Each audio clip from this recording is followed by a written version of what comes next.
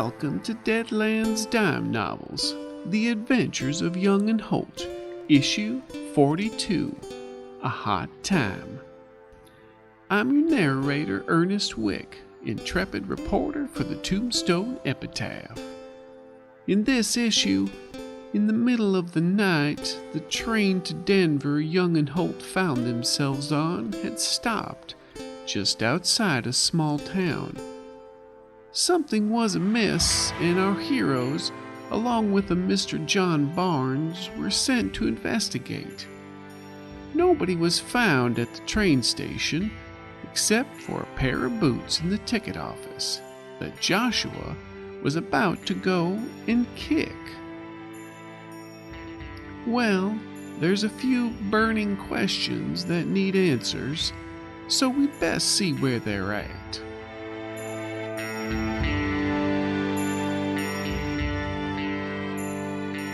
The area where you were looking is, you can tell, was the ticket booth, and you saw from the angle. And I can't remember which one of you has the lantern. Me. Okay. And yes, through the light of the lantern, you saw the boots in there. You were able to get inside the door. And Joshua, you went up. As you come at the boots to give them a tap, in the dim light that Porter is providing behind you, you can see... Just peeking around the corner there, as with the light right next to me. Yeah. And John, he probably has his back to you, Porter, and is looking out the other way, providing some cover should anything come from behind. Oh, one thing we forgot to mention as well. Porter, you had heard a couple of strange noises that sounded somewhere in between either like a low hum or buzz combined with maybe like a waving of a torch through the air. That's just right. That kind of sound. I do remember you mentioning that. Yeah, you heard that in a couple of different places, and it sounded... I think the first time you couldn't quite tell exactly where it was. The second time you thought maybe it was above you. Right. But either way, it was it was a strange and slightly disconcerting noise. Okay. I believe I rolled bad and couldn't figure out exactly where it was. Yes. So, Joshua, you step forward, and Porter, like he said, is leaning around the corner and providing a bit more light. And the little bits that follow and float into the room, you can see the top of his boots. It looks like there appears to be indeed a pair of legs inside these boots, but they also appear to be coated in black ash. It certainly fits the form of legs, and looks like one is crossed over the other. There's nothing but ash, and it's all black with a few flecks of gray here and there. Maybe you might catch a slight glimpse of the pattern that was in his pants that he was wearing. You can't see the remainder of the body. You're not close enough yet. You're within kicking distance should you want to do so, but you can't see the rest of the body. Yeah, Joshua will step up on the boardwalk, if there is a boardwalk in front of this doorway, and get close enough to kick the boots, not entering through the frame of the door, unless he has to. Gun down by his side, drawn, just one. No, the only thing that would be entering the door frame would be your foot when you kicked. Okay, so standing outside the door, kicking in to hit the bottom of his boot, basically like, "Hey, you all right?" You go and you provide that kick, and as you do, the stool that the legs rest on shakes a bit, and the parts of his legs that were exposed crumble into this ash and dust and float towards the floor, and his boots slide right off the stool, hitting the floor, and in one of them you can see in the light a slight bone juts out, as well as some ash as it comes out. Make me a guts check at -3, Joshua. And Porter, you can also do this because you're going to probably see this. Yours is at -3 as well. Oh, that's not good. Is yellow gonna affect the guts check? Yes. So that would be at a -5 for you. Ugh. Grit add to guts? Yes, your grit absolutely counts as a positive modifier. As 0. So yeah. Rolling a 2 and a 1 will do that. Yes, it will. So, Porter. I'm not even going to spend a penny on this because this is exactly what would happen. Porter probably, at the sight of the body just sort of disassembling there into ash, drops the lantern and just sort of gives out like a squeak and falls on his ass right there, scrambling backwards. All right. Well, he's dead. Joshua will turn around and look at the squeak back behind him. The legs and the boots, they all fall, and you hear this sort of sound, Joshua, and then you are plunged into a bit of darkness as the light kind of goes tumbling away behind you as Porter falls. Porter, you see John Barnes. He turns immediately and looks at you and goes to grab and secure the lantern, holds it back up, and as you're turning around, Joshua, the light comes back in. What the hell? What's happened? Are you okay? Yeah, this guy dead. What guy? He's looking. I don't even see any. The one belonging to these boots. I'll kick one of the boots out into the street with a little bit of bone sticking out of it. You kick the boots and some ash in his direction, and he looks at it. He just kind of goes, See? I'm the normal one here. You're not supposed to be all nonchalant when you see stuff like that. Porter, how long we known each other now? 3, 4 months? Yeah. How many bodies you reckon we seen now? I've seen nothing like that before. At least a score of bodies, right? I mean, there was the barn, But those are bodies. Marshall, the French That's camp. not a body, is it? Well, what I'm getting at is we've seen more than normal, I figure. I've not seen that. Not saying we have, just saying we've seen our fair share of death. Can you stop kicking it around? Yeah, what he said. Stop kicking it around. Why don't you bring the light in a little closer so we can see if we can identify who this might have been? Barnes, Porter, you see this. He puts his hand over his eyes and he walks around the corner, and he's holding the lantern out in front of him, as much as he possibly can, just almost like he's waving it in front of your face. Just give me a minute. Give me a minute. Whew. Okay. I'll take the light from him and take your time, step out, get a breath. Figure this ain't nothing more than looking at an old campfire. And I'll step in the doorway to look closer at the body. As you walk out of your earshot, Barnes looks down at you, Porter. He says, "That didn't help. That didn't help." No. You walk into the ticket booth. This is like the back office. You can feel in here once you get into this ticket area. There's even almost some residual warmth kind of coming from in here. You find nothing that wouldn't normally be combustible still around. So if there was papers, it's all ash on the floor or ash on his cot that's there. There's even some holes in the cot that look like they were probably burned, and some of the canvas, though, is still, hanging on, but it's also got that coating of black or burntness over it. So there looks like there were spots where there may have been maps on the wall. Those have gone up and are ash now on the floor. His desk is still there, as is like a little footlocker sort of box. But other than that, that's about all you see. You can see, you poke around a bit with the toe of your boot. You kick free his glasses in a pile of ash that was there. And you can even see what looks like might be a couple of teeth also within that same pile. Porter's gonna be like sitting on the edge of the little boardwalk, just waiting for Joshua to finish, keeping an eye on the glow deeper in the town.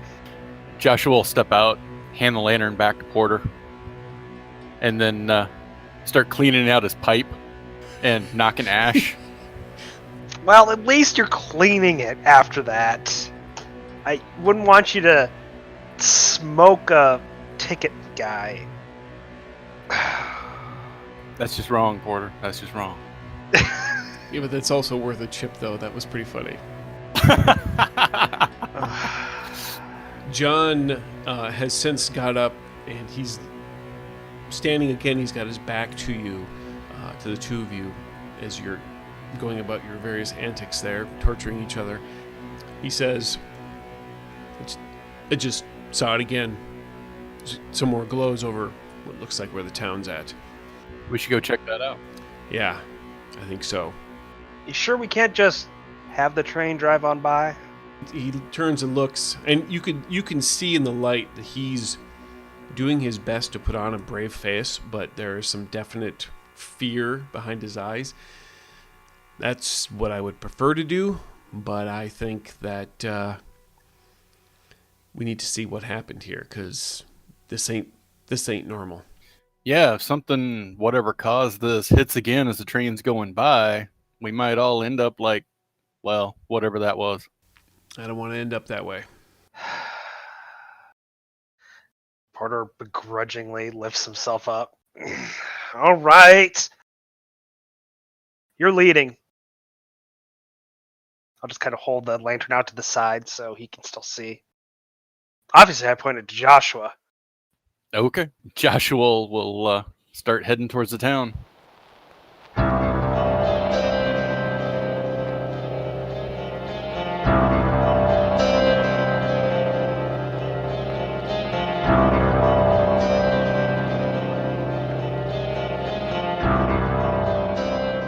All right. Takes you not too long to get there. The train station is about maybe 100 yards away from the edge of the town. So it takes a couple of minutes to cross in the darkness as you get there. Make me a hearing-based notice check.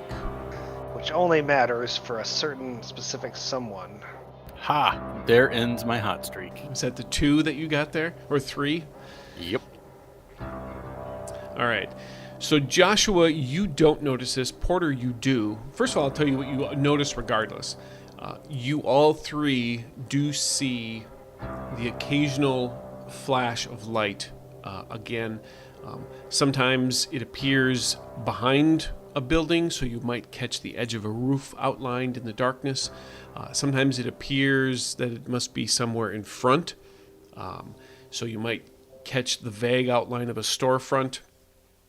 Either way, it doesn't last very long, maybe a second, 2 seconds at the most, and then quickly disappears. One of the things that you do notice that it does not appear to be just a singular light. There's one instance in particular where you see something light up on one side of where the town is, and as that one's fading, another one lights up on the other side of the town. So whatever is generating these lights, clearly there's more than just one. Porter, you notice as you are heading in, getting towards the edge of town, you can hear some more of those noises. And again, it's this combination of this waving torch sound coupled with maybe something that is in the middle between a moan and a buzz, maybe a stifled scream of some sorts. It's this conglomeration of sound. When it comes by, it's something that comes from behind you and then goes ahead of you. You're not sure right or left, but you're definitely sure it's above. Well, I'm obviously going to look up. In the darkness, you see nothing. Even if I lift the lantern to look up? Let me do this. Let's make an agility check. Let's see how quick your reaction time is. in regards to when you hear this. Got a 4. 4. All right. Now go ahead and make me a notice check at -2. That is a 2. 2. All right.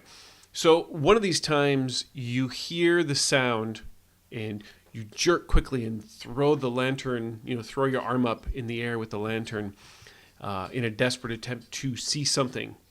And you can make out nothing. When you do that, because Barnes is basically walking right next to you, and your arm jerks up like that, you see his gun immediately goes out to wherever it is that you're pointing. So it follows that arc of your arm, and he's desperately searching in the darkness for something, and he doesn't see anything either.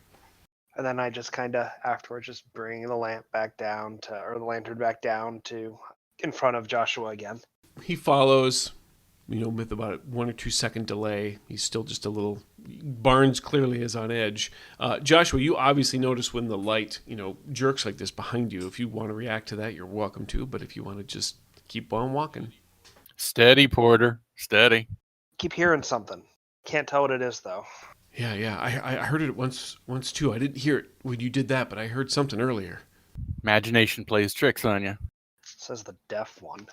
Just low enough. I've kind of figured out that pitch and that range that he can't quite make out what's being said. You say that. Barnes looks at you, and in the dim of the light, he says, "That might be a blessing right now." I'll take any edge I can get to keep myself alive. So we haven't moved into town proper yet. We're still. No, you can just see in the twilight of the normal darkness, you can see the first couple of buildings. So you figure about 50 feet from the edge of town, like walking in on this main thoroughfare. Gonna keep going? Yep. I'm following Joshua.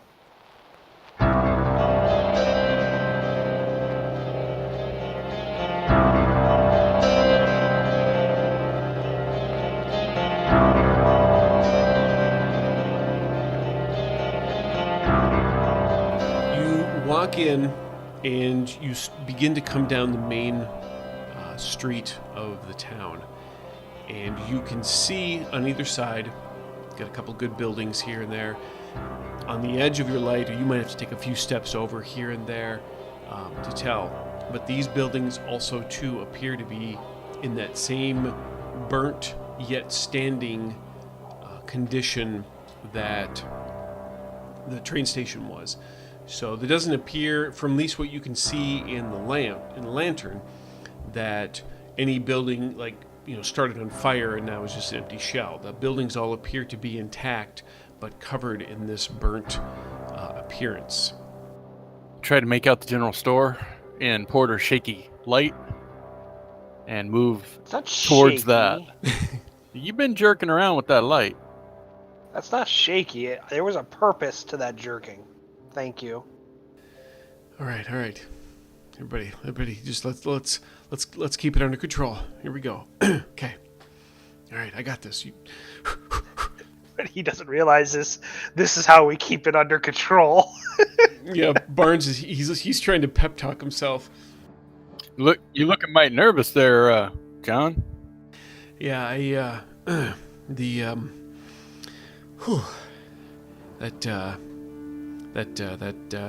that ticket guy, he got me a little shook. I've seen some rough things in my days, but for some reason, I don't know, that wasn't. You can wait out here. You don't have to go into the store with us. No. Let's stick together. We're better together. I can wait out here. You got the light, Porter. Porter holds out the light to Joshua. We can change that. I'll open up the front door if the front door is still on the general store. Well, you're not quite there yet. Okay, sorry. No, that's right. You make a good guess as to where the general store is, and you start heading in that direction, and you get maybe about another 30, 40 feet into town, and on the edge of your light, you can see two figures and they appear to be just standing there. You can't make out any details. They are dark, but they are both standing within a couple of feet of each other. I'll stop moving when I see them. I immediately stop the moment you do. I've been waiting for you to stop. Everything all right? I'll say out loud to the two figures. They make no response, and nor do they appear to move. We got like gravel-like ground here, maybe some rocks on the ground. Yes, the ground or the road here certainly is dirt, so that you can easily find a rock. I'll find a good throwing rock or two, hand one to Porter. You might have better aim than me. Go for the one on the left. I'll hit the one on the right. What? No! Count 3. You saw the last time I tried to throw something, right? 1, 3. I'll throw my rock. Oh, what? All right. They both hit. Both of you roll me a d6 for your respective rocks that you threw, and then before you roll, tell me high or low. Low. High. And I got a 2. You got a 2 and you got low, okay. And Joshua got a 5 and he got high. All right, interesting. Okay. That's not good. So you throw your rocks, the rocks hit, and you each hear this low kind of grunt moan come from both of them. It's kind of like a sort of sound. John's gun immediately comes up and is pointing at one of the figures. I said, are you guys okay? And again, no response. So, okay, so this lantern, it, is there any way it can, like, hook to a belt or something like that, or is it got to be held up? It's probably going to have to be held up. Ugh. Okay. Porter's going to reach a hand into his pocket, having flashbacks immediately of martial arts, and is going to thumb at his cards while he casts deflection Okay. on himself. All right. Are you using points or are you going to deal? That is a good question. I'm going to deal, Beautiful. because that's what I do. So I need 2 power points, and which means I need at least a pair. And I get to take 5 cards plus my grit, I believe, which is 8. I believe so. Do you want to use your King of Hearts? No. I do not. 2, 3, 4, 5. 1, 2, 3.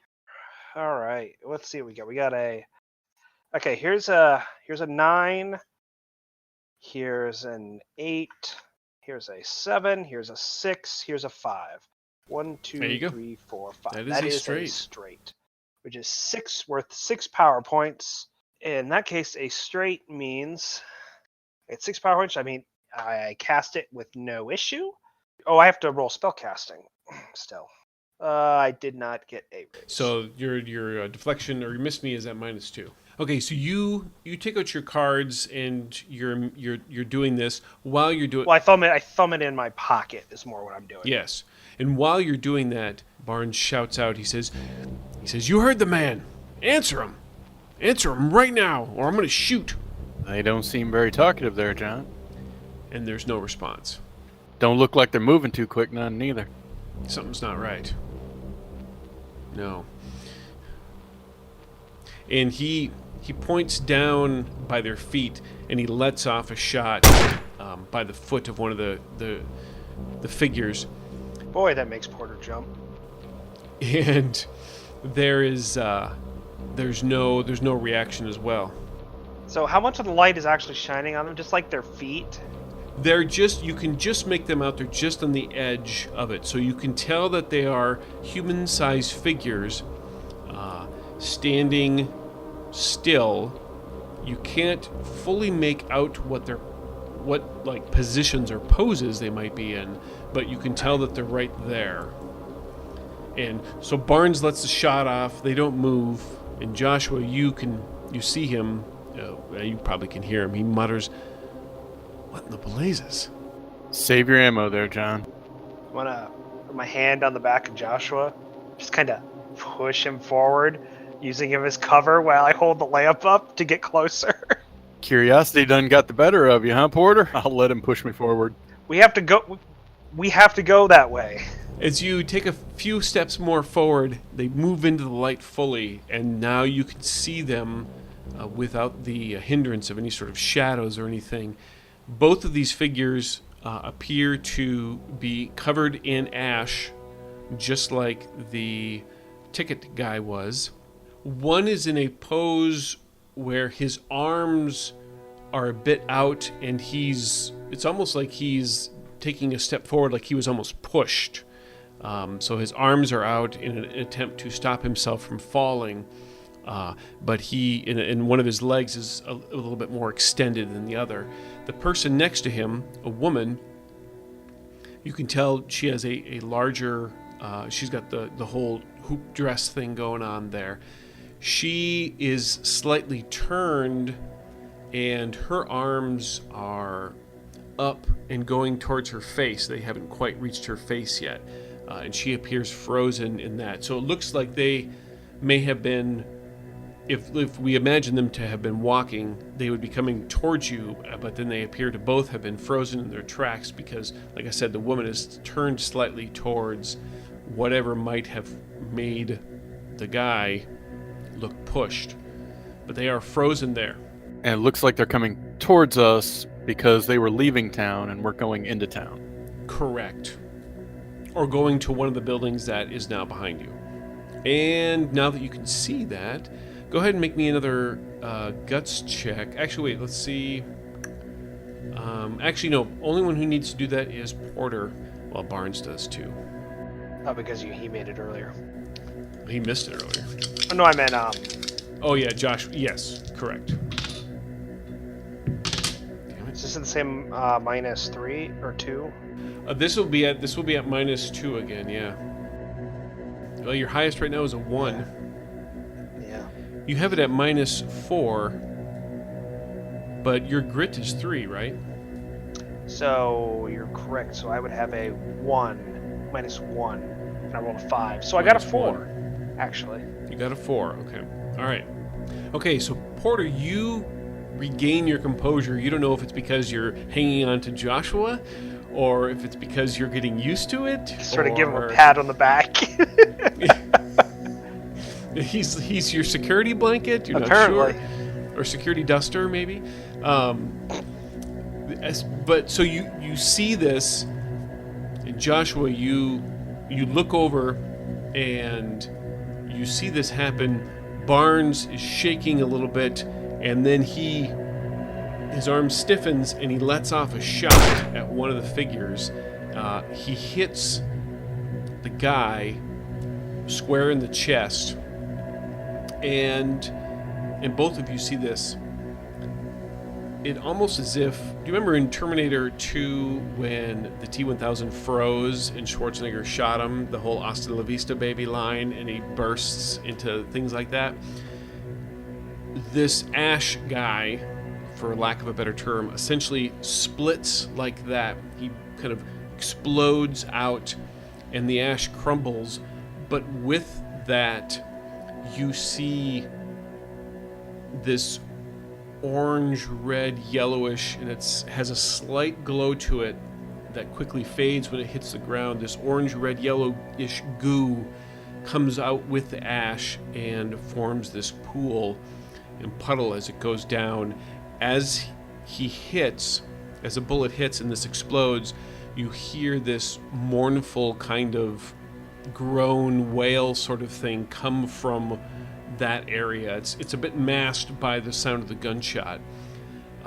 The other figure, the woman, does not move as this is happening, but there's now this quickly fading pool of ash and strange colored liquid. The moment after that happens, you see a flash of light across the street and down further. It's standing, you can tell by the glow of it, it's standing on a porch of a building and then quickly disappears inside the building, and you can see it briefly in there through the windows, and then it goes out. Okay, so John just fired a gunshot from right next to me without warning. Correct. What the hell are you doing, John?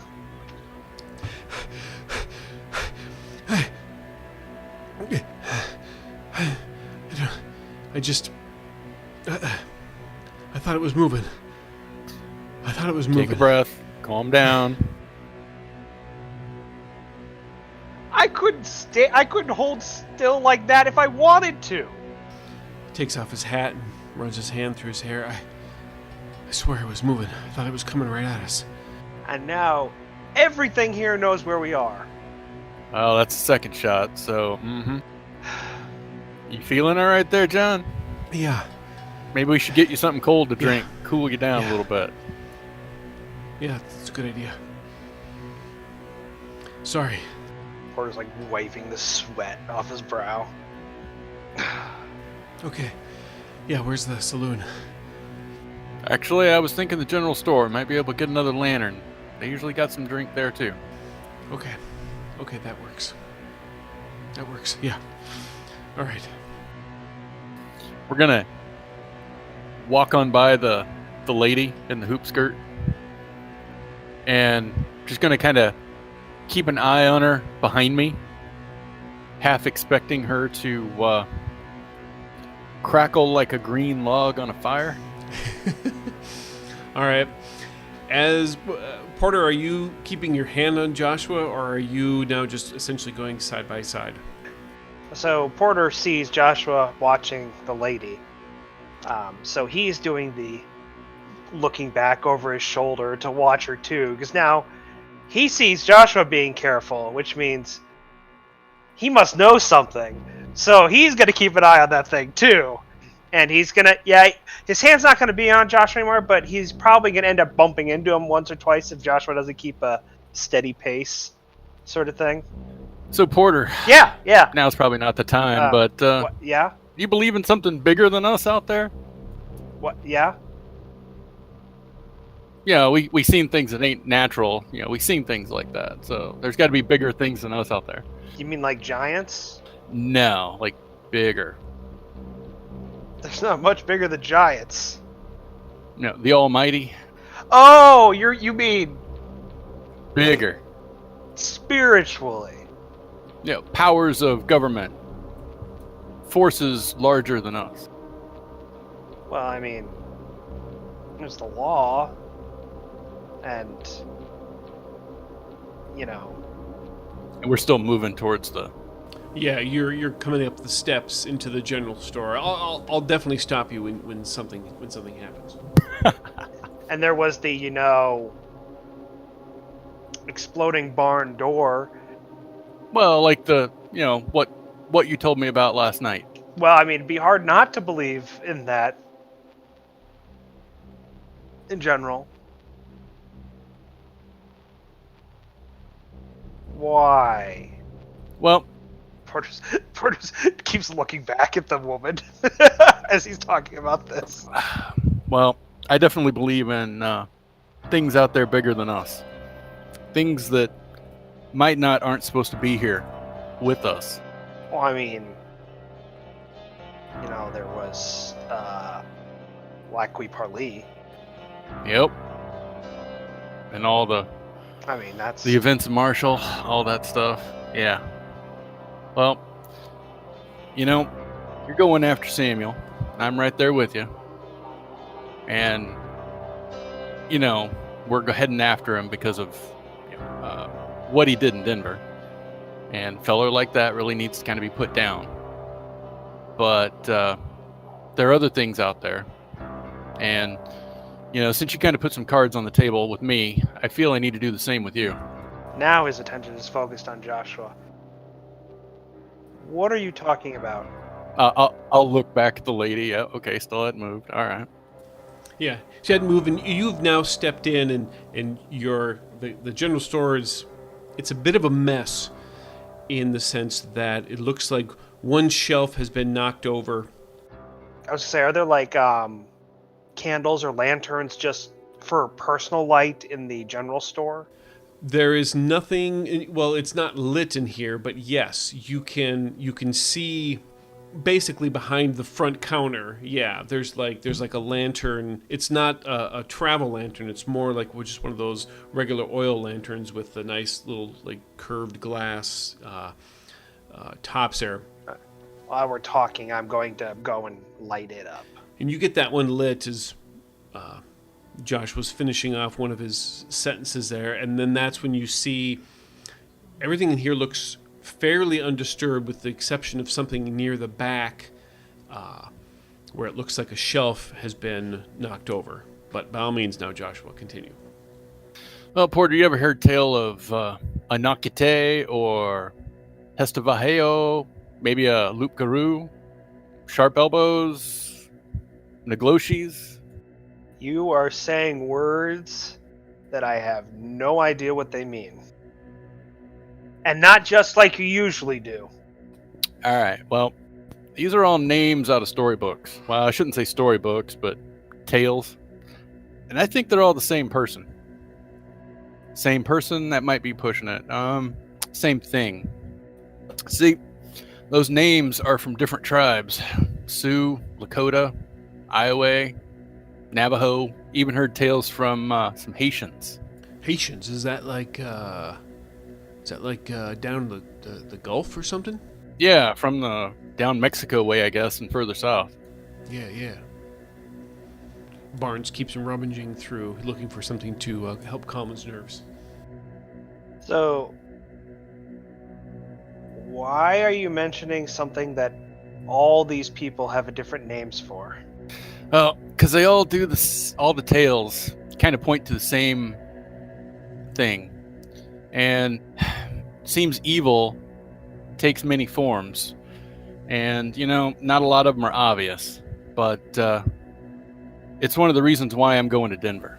And as you say that line, you've worked your way carefully towards the back of the store, and you see where the shelf indeed was knocked over, and you're near the back, and there's a few things here that stand out aside from the knocked down shelf with the dry goods kind of scattered everywhere. Everything inside here, by the way, is also that same blackened and burnt. You're not even sure if there's even anything like usable. The last time you went to a general store and was able to take stuff in Marshall, you're not sure if that's applicable here. But the back door has been completely smashed away and gone. Nearby on the ground is another figure. It's kind of leaning / sitting as if it had been knocked down, and it's hunched against or leaning back against a barrel that's in the back of the store, and it is holding a shotgun. It's aimed at an angle that it's not pointed directly at you, but close. But you see this blackened, ashen figure holding the shotgun, which appears to be in decent shape. The metal is, it's not covered in the ash like the stock might be, or that like this figure might be. It's pointing in your general direction. But please continue. If that thing falls over, that could go off. If that thing was alive, it could also go off. That's true. Joshua's going to also light some lanterns just to make sure everything in here is well lit. So they'll be lit, but leave them behind, so to speak, in here, so that we have a point to come back to in case things get bad. So, Porter, there's one of the Haitian stories, further south in Mexico, the loup-garou. Evidently, it's some kind of critter that can turn itself into a dog or a horse, even a tree or another person. The story goes that it basically ran into a family that it didn't like and used this ability to turn them against each other in bad ways and basically destroy the whole family. Did it for the sheer pleasure of it. Okay. Hey, think they got any jerky in here? You hear Barnes from the front of the store. I can check. Oh my God. Hold on. My mama used to tell me a story about people who would turn into strange animals and do weird things. Is that kind of like what you're talking about? Yeah. Porter's going to sort of skirt the edge of the shotguns where it's pointing and see if he can just kind of lift it out of the grip of the figure All right. by grabbing the barrel and kind of pulling. Keeping it kind of away from you and pulling? Okay. Yes. As you do that, you're gently moving the barrel and reaching underneath to pull up. You're looking at this figure, and you can see the outline of where this person's nose and ears, where it looks like maybe, it's hard to tell, maybe they were bald, maybe the hair had all been burnt off, you don't know. The strange bump from maybe a spur that was on his shoulder. You can see those forms, and as you begin to pull the shotgun away, both of its eyelids flick open.